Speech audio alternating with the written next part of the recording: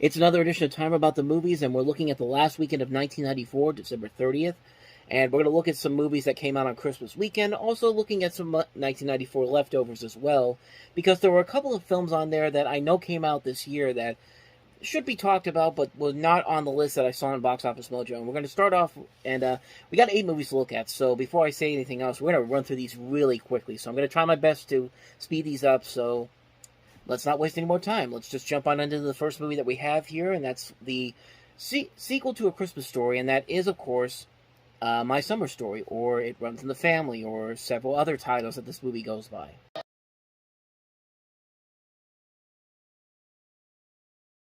Charles Grodin may be one of the best things about this movie. I mean, he plays the old man so well in this movie. Actually, when you really think about it, everybody who's played the old man in A Christmas Story really is either one of the best things about the movie or the best thing about a movie, because of course Darren McGavin cemented it perfectly. Charles Grodin here does a great job with his version.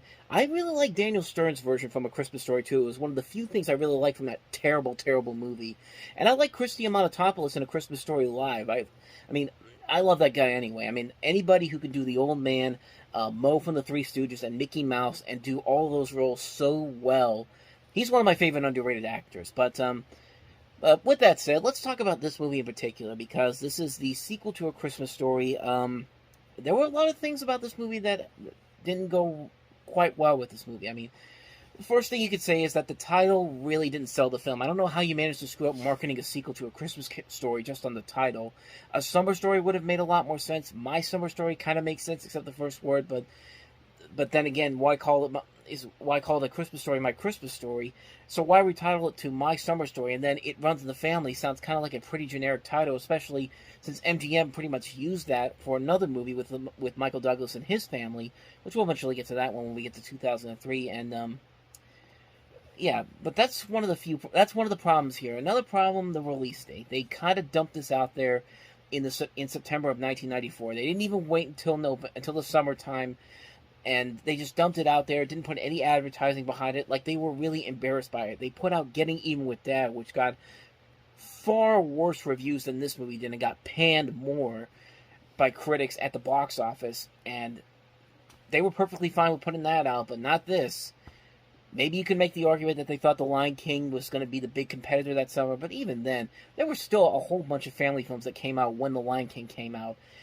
And I think MGM just tried to bury it. And really the biggest problem with the movie is that it pales in comparison to the first movie. It doesn't have the same laughs or the same memorable moments as the original film does. And that's one of the things that kind of digs it in the worst way. But then again, considering what has come after this, A Christmas Story 2 and the Christmas Story musical on Fox, it's certainly not the worst thing ever. And hell, even A Christmas Story Christmas, what we got just recently, may be the best sequel that they've done to the original Christmas Story. And that says a lot, considering they've done almost five different versions of the story. But that's kind of the negatives. Let's talk about the positives of this movie. I think the movie actually ends up being a little bit better than people give it credit for. And I honestly kind of had a good time watching it. I liked that the cast is not just doing a straight-up copy and paste of the previous film. Like I said, Charles Grodin, I think, is great as the old man. He gives his own personal touch to it. He's very funny, especially that scene I just showed you.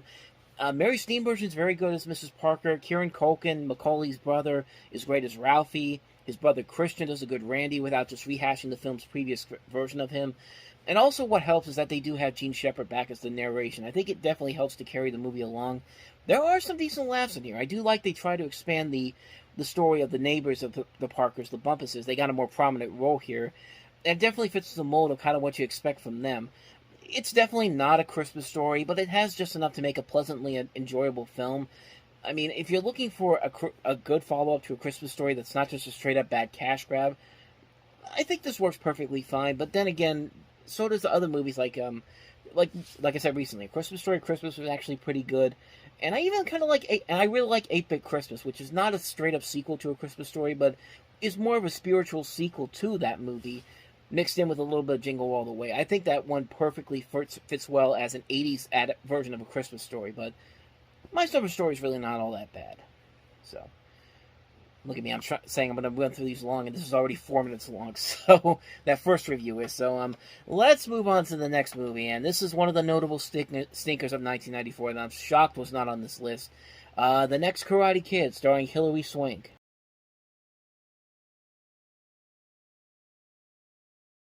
I apologize to Karate Kid Part 3. I gave you way too much flack.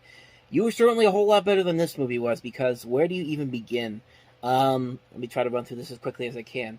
I mean, I'll give Pat Morita credit. He is committed to these movies, and I really don't think he should be heavily involved in this, but I'll give him credit, though. He stuck around till the very end. But Hilary Swank, I don't think she's bad in the movie, but they're just giving her horrible writing to work with. I mean, the script for this is just terrible. I mean, you have a task to revive this franchise with this new character, and he just said, "Okay, I'm just going to take the script from the first movie, dumb it down, write some of the worst dialogue ever in a movie, and make the main character say one of the most stupidest lines of explaining a situation." What am I trying to say here? Writing a exposition. That's what I'm thinking of. The worst exposition ever. I mean, there's a scene in the beginning of the movie where she's being yelled at by her grandmother, and then Julie goes she just keeps going, and she goes in this backstory in one long sentence. "My name is Julie. My mother's name is Susan. She was killed in a car accident with my father, and they're both dead." Like, how dumb do you have to be do you have to dumb this down so you can be like, this is basically like telling the audience, my name isn't Bruce Wayne, it's Batman. Bruce Wayne's parents were killed in the back of a theater, and now they're dead. It's just kind of similar like that, and just like I almost expected her to go to the audience and say, "Everybody all right? Are you guys all set? Okay." I mean, it's just a bad line. It's just like, fuck having a whole scene explaining her backstory. Here it is in one sentence because I'm too lazy to take my job seriously. What's happening on Cheers right now, by the way? I mean, the dialogue is bad. The villains in this movie are terrible. I mean, my God. If you thought the villains from the last movie were cartoonishly over the top, these guys are essentially Judge Doom at the end of Who Framed Roger Rabbit over the top. I mean, the main bad guy is nothing but a gigantic deuce, and you just hate him right from the beginning. He's also kind of an abusive dick, too. Like, I don't know what was going on with these movies in the 90s that had this type of thing. It's just kind of like...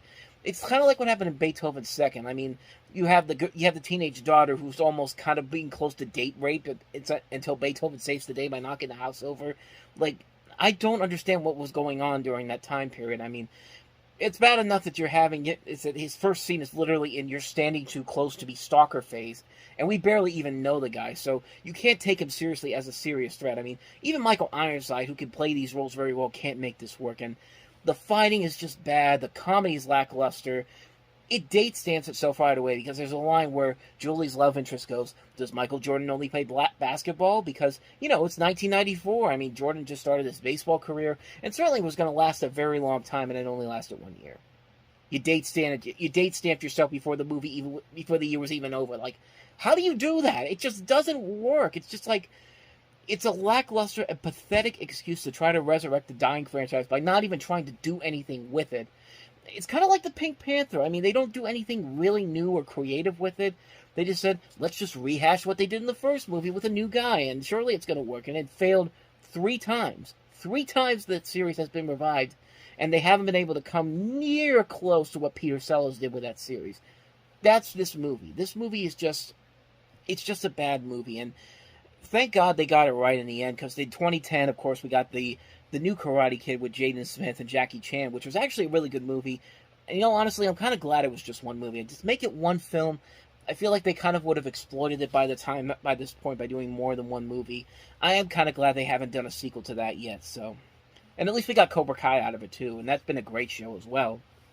But, yeah, they're certainly a lot better than this schlockfest is trying to be in. Here we go, another 4 minutes on these reviews. I'm trying to speed this along, but damn it. But, anyway, let's see if we can try to speed this along with the next movie, and that is Don Bluth's A Troll in Central Park, and I'm just going to tell you right now, we're not even going to do that either.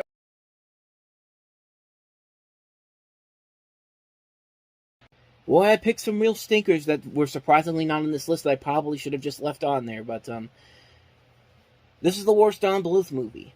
Plain and simple, this is the worst movie he's ever made as a filmmaker. I mean, a lot of the stuff that makes him great, his animation is in here, but it just feels like it's just watered down mesh. I mean, at least Thumbelina was trying to do something, even if it was a Disney knockoff, but this This is just garbage. I mean, this is just depressing to watch Don Bluth stoop himself to such a depressing low like this. This is just garbage. I mean, yeah, it's got nice animation, and I like the song by Dom DeLuise, the Absolutely Green song. It's actually pretty catchy and actually kind of has a nice meaning to it.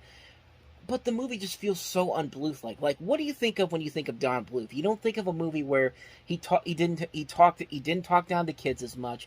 He wasn't afraid to be a little more violent. He wasn't afraid to show the more scarier moments, because in the end, it was going to be the happy ending regardless. Like, you don't expect a movie this happy and peppy and positive all around. Like, nothing bad can go wrong. I mean, it's the equivalent of watching the happy little elves from The Simpsons. I mean, the Nostalgia Critic made that joke in his review, and it's true. It's very much true in that way, shape, or form. You do not like any of these characters whatsoever. The movie pads out the runtime by doing nothing but filler. It's like when Family Guy overuses a Conway Twitty musical number, and they do it over and over and over again. It's like, you're not doing it to make us laugh. You're doing it to kill time. Do something. Give us a reason why I should care about what's going on in this world. And it's just, there's nothing there. It's just so pandering, it's so needless, and really doesn't feel like something that comes from the same man that gave us An American Tail. It doesn't feel like it came from the same people that gave us Secret of Nim or The Land Before Time. It's just a bad movie all around. It's easily the worst thing Don Bluth made as a filmmaker. And, what more can I say? It's an absolute mess. See, I only took 2 minutes on that one. That's it. I'm getting better, so. Oh, anyway, let's move on to the last movie I have on this list, and that is The Madness of King George.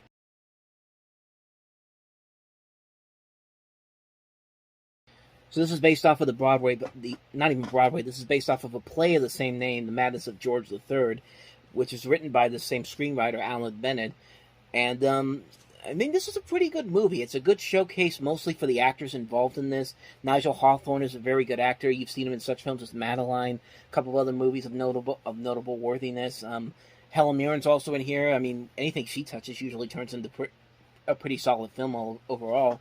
Ian Holm, Amanda Donahue, Rupert Graves, Rupert Everett. A pretty phenomenal cast in this movie, and it's a funny film. It's a film that's both very funny, very dramatic, and the performances overall work very well. It's an overall enjoyable film. I really don't think I need to say anything more about this one because it's a solidly made film. It's a nicely done period piece film. Even if you're not a big period piece type of person, you can still find a lot in here to really get invested into. It's a pretty good film overall. I highly recommend it. The Madness of King George. So, with that said, let's finally get on to some of these other movies that came out on Christmas weekend, and we'll start off with the first movie here, Robert Altman's Ready to Wear, aka Pret-a-Porter.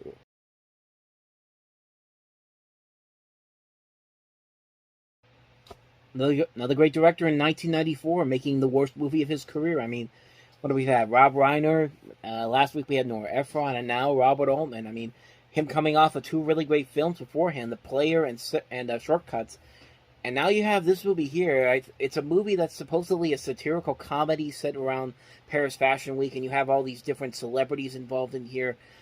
The cast in this is a massive cast. I mean, you've got Marcello Mastroianni, you've got Sophia Loren, Rupert Everett, Julia Roberts, Tim Robbins, Kim Basinger, Stephen Ray, Forrest Whitaker, Richard E. Grant, Lauren Bacall, Lyle Lovett, Lily Taylor, Sally Kellerman, Tracy Ullman, Linda Hunt, Terry Garr, Danny Aiello, just a huge cast overall, and that's not including the many cameos from different models at the time. And you have people like Cher and also Harry Belafonte making cameos. Naomi Campbell and Claudia Schiffer are also in this movie. Just a ton of cameos in this movie, and really for the most part here, they play it too safe. And for Robert Altman, you expect much better from him as a filmmaker. I mean, I feel like this is a movie that they basically made because somebody at the Paris Fashion Week is just like, you know what, we want to make a movie about what goes on behind the scenes, but we don't want to show everything that goes on behind the scenes. We want you to play it as safe as possible, and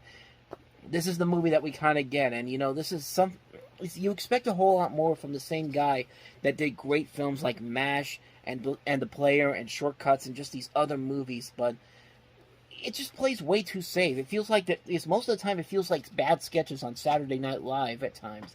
It's just not an enjoyable film, and there's just way too many stars involved in this movie to make this movie work as a whole. It's just it's a real lackluster film, and I couldn't believe that, considering the director Robert Altman has made so many great movies, and this is one of those movies where you think he should be better than this, and it's just not there. It's just not a good film at all. It's a really lackluster film, a really terrible film overall, honestly.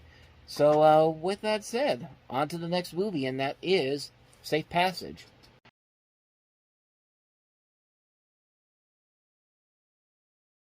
Yeah, spoiler alert, Susan Sarandon didn't win the Oscar this year for this movie, but you're 1 year off, actually, by the way. We'll get to that when we get to Dead Man Walking, but as far as Safe Passage goes, it's kind of similar to Ready to Wear. It feels like something you'd see on TV. It feels like an extended episode of something like Party of Five or Melrose Place in a way. It just doesn't feel like a movie that's warranted of a theatrical release, despite the fact that they have this talented group on board. Susan Sarandon, Sam Shepard, Marcia Gay Harden, Sean Astin, Nick Stahl, Jason London.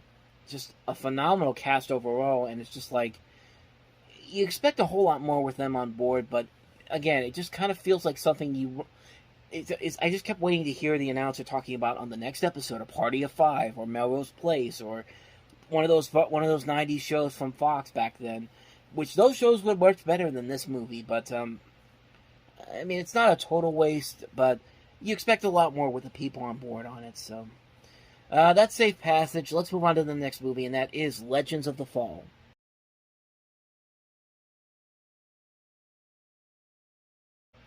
I mean, it's an alright film. I think mostly because of Brad Pitt, who really gives one of the film's strongest performances. This was another one of those films where everybody looked at it and realized that, Brad Pitt's actually a much better actor than I think we gave him credit for. And sure enough, this is another great film that everyone was looking at and going like, yeah, this guy's actually a superstar in the making, and he's working off with these heavyweights. Anthony Hopkins, Aidan Quinn, Julia Ormond, Henry Thomas. Just a phenomenal cast overall here. I wish the movie didn't feel like more of an Oscar baiters type of film. I feel like they were trying a little bit too hard to actually try to make this the Oscar contender for the year. It's another one of those Oscar baiters type films.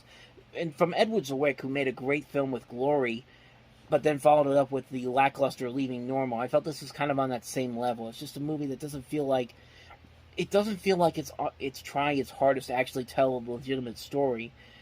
It just feels like it's something that they're just trying to make so they can get the Oscar crowd involved in here, and it just didn't work overall. It's a film that works mostly because of the casting, but even then, it's barely crossing the levels of working as a decent film. Other than that, though, it's a mostly forgettable film. I would say that only watch it to see a really good performance by Brad Pitt. Other than that, though, you could probably skip it and you wouldn't be missing out on anything important. But with that said, on to the last movie, and that is Paul Newman in Nobody's Fool.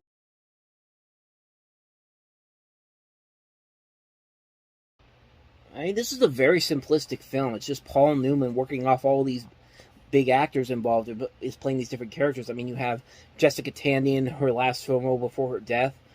Bruce Willis is also in here. Melanie Griffith, Dylan Walsh, Philip Bosco, Philip Seymour Hoffman, Margot Martindale, Catherine Dent.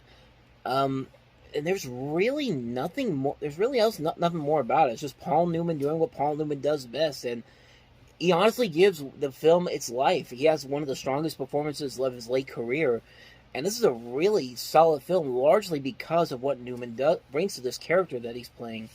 It's just Paul Newman being what Paul Newman, what we all expect from Paul Newman. He's one of the great actors for a good reason. This is one of those examples of it. He can make a very simplistic script like this work as well as it does. Like, I really went into this thinking that it's going to be one of those movies where it's just like, okay, he's probably the best thing about the movie while everyone else is trying a little too hard.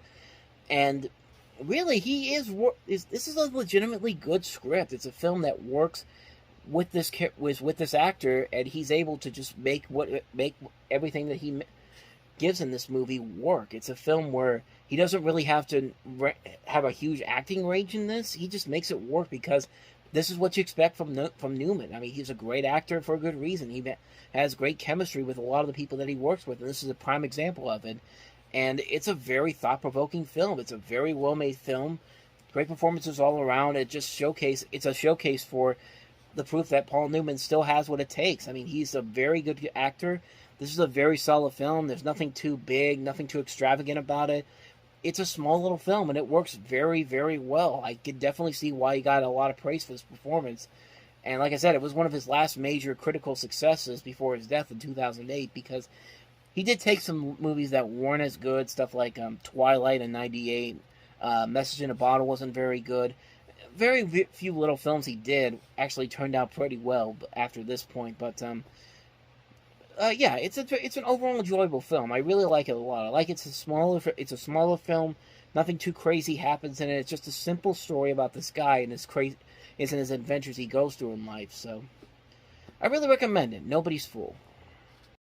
And with that, we're done with 1994. When we meet next time, we'll be looking at the films of 1995, starting with the first full weekend of 1995 with only two movies, Sinbad and Phil Hartman in the comedy House Guest, and also Fast Trip Long Drop. I have no idea what that movie is, so this one could be a pretty quick episode, because at least with House Guest I'll be able to talk some stuff about it, but other than the other film, that one we can get done pretty quickly. So thank you for watching, and if you want to see more videos like this, please hit the playlist on the next page. Check out the previous episodes from 94, and I'll see you guys tomorrow for another episode. So thank you for watching. I'll see you next time, and until then, as always, take care.